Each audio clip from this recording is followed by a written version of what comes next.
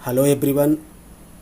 आज हम पढ़ेंगे एक महत्वपूर्ण टॉपिक के बारे में जिसे ब्लैक वारंट कहते हैं। तो ब्लैक वारंट क्या होता है, ब्लैक वारंट या डेथ वारंट क्या होता है, इसके बारे में आज हम पढ़ेंगे। तो सबसे पहले हम जान लेते हैं कि वारंट का क्या मतलब होता है। तो वारंट एक तरह से एक अधिकार पत्र होता है जो किसी को अथॉराइज करता है कि कोई काम करने को। तो हमने कई तरह के वारंट में पढ़ा है, जैसे अरेस्ट वारंट होता है, रिलीज वारंट होता है। अरेस्ट वारंट क्या होता है, जब किसी व्यक्ति को गिरफ्तार करके किसी सम्मुख प्रस्तुत करना होता है न्यायालय के सम्मुख, तो उसे अरेस्ट वारंट कहते हैं। रिलीज वारंट जब किसी को मुक्त करना होता है, छोड़ना होता है, तो उसको रिलीज वारंट कहते हैं। ज्वाइनिंग वारंट होता है जब किसी न्यायालय के जो जज होते हैं, जज साहब किसी न्यायालय में अगर ज्वाइनिंग होता है तो उनके लिए ज्वाइनिंग वारंट निकलता है। तो वारंट का मतलब अरेस्ट वारंट ही नहीं होता, तो कई वारंट होते हैं। तो उसी में एक वारंट होता है जिसे ब्लैक वारंट कहते हैं या डेथ वारंट कहते हैं। तो सबसे पहले हम समझ लेते हैं कि डेथ वारंट या ब्लैक वारंट होता क्या है। तो जब किसी अपराध में किसी जो अपराधी होता है, अगर उसको जिस अपराध में वो दोषी है, अगर उसमें एक सज़ा अगर मृत्यु दंड है, तो उसे न्यायालय जब मृत्यु दंड देती है तब इसमें ब्लैक वारंट निकलता है। लेकिन इसकी एक पूरी प्रोसेस होती है, एक प्रक्रिया होती है। तो हम जानते हैं कि सबसे पहले किसी को डेथ पनिशमेंट कौन देता है, कोर्ट ऑफ सेशन देता है। तो जब कोर्ट ऑफ सेशन ने किसी अपराधी को डेथ की पनिशमेंट दे दिया, तो सीआरपीसी के सेक्शन 366 के तहत वो डेथ पनिशमेंट जाता है, कन्फर्म पिटीशन जाती है वहाँ पे हाई कोर्ट में। हाई कोर्ट उसको कन्फर्म करता है। तो अगर हाई कोर्ट ने कन्फर्म कर दिया डेथ पनिशमेंट की जो दिया गया है, जो कोर्ट ऑफ सेशन ने दिया है वो सही दिया है, तो उसके बाद सुप्रीम कोर्ट में अपील जाती है। सुप्रीम कोर्ट में अपील होती है। अब सुप्रीम कोर्ट भी उस डेथ पनिशमेंट को ही लागू करती है। तो उसके बाद वहाँ से रिव्यू पिटीशन दाखिल होता है। सुप्रीम कोर्ट में रिव्यू पिटीशन दाखिल किया जाता है। उसके बाद ज्यूरिटिव पिटीशन दाखिल किया जाता है।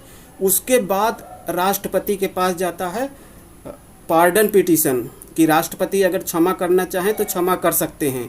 तो इतनी प्रक्रिया होने के बाद जब राष्ट्रपति भी उस पार्डन पिटीशन को खारिज कर देते हैं और उसे डेथ पनिशमेंट ही उसके ऊपर लागू होता है, तो उसके बाद न्यायालय क्या निकालती है, ब्लैक वारंट, जिसे डेथ पनिशमेंट भी करते हैं, डेथ वारंट भी कहा जाता है।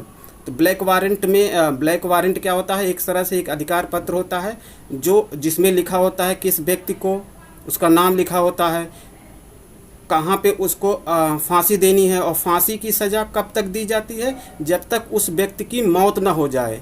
मौत होने तक उसको फांसी पे लटकाए जाने का एक तरह से ये अधिकार पत्र होता है जो किसी के नाम निकाला जाता है, जो उसको एजुकेशन करता है, मतलब उसको निष्पादित करने के लिए न्यायालय से निकाला जाता है कि जब तक ये इस व्यक्ति को तब तक फांसी पर लटकाया जाए जब तक इस व्यक्ति की मौत न हो जाए।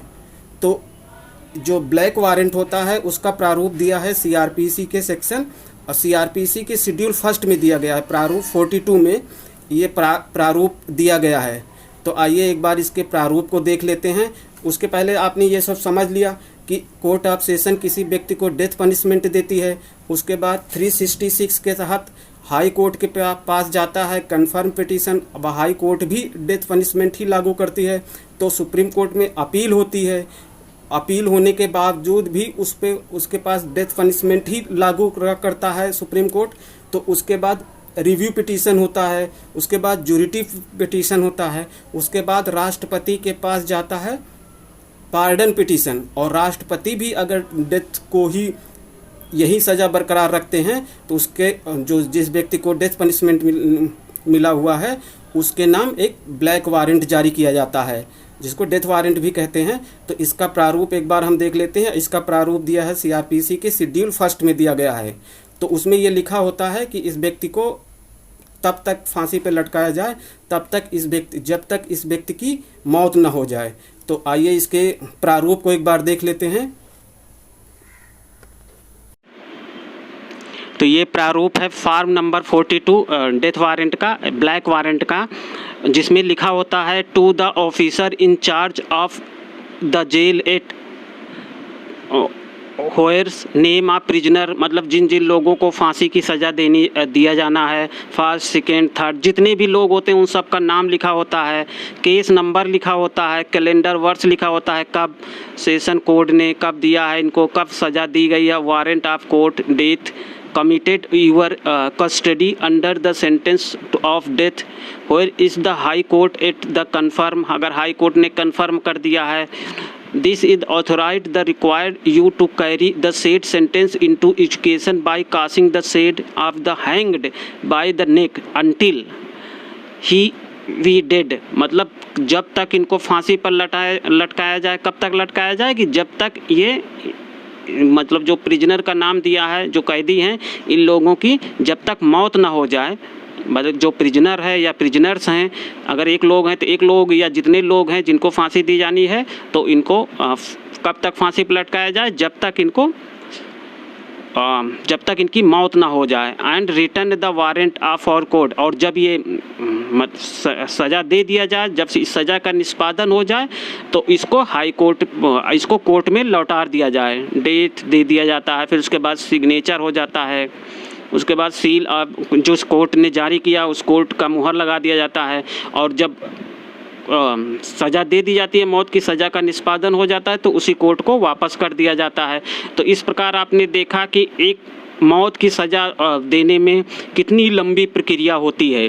ये इतनी लंबी प्रक्रिया इसीलिए की जाती है ताकि किसी बेगुनाह को सज़ा न मिल जाए, लेकिन कुछ लोग क्या करते हैं, इसी का गलत फ़ायदा उठाते हैं और सज़ा को लंबा खींचते चले जाते हैं। अभी आप लोगों ने देखा निर्भया कांड में कितना लंबा सज़ा चलता गया, फांसी की सज़ा होती, लेकिन फिर भी उसको एक पिटीशन, 2 पिटीशन ऐसे लगा करके नंबर चला जाता है, लेकिन फिर भी न्याय तो लास्ट में मिलता ही मिलता है। तो आप लोगों ने देखा कि एक बहुत छोटा टॉपिक है लेकिन बहुत इंटरेस्टिंग टॉपिक है, तो इसको अगर आप ध्यान से समझेंगे तो आसानी से ये समझ में आ जाएगा।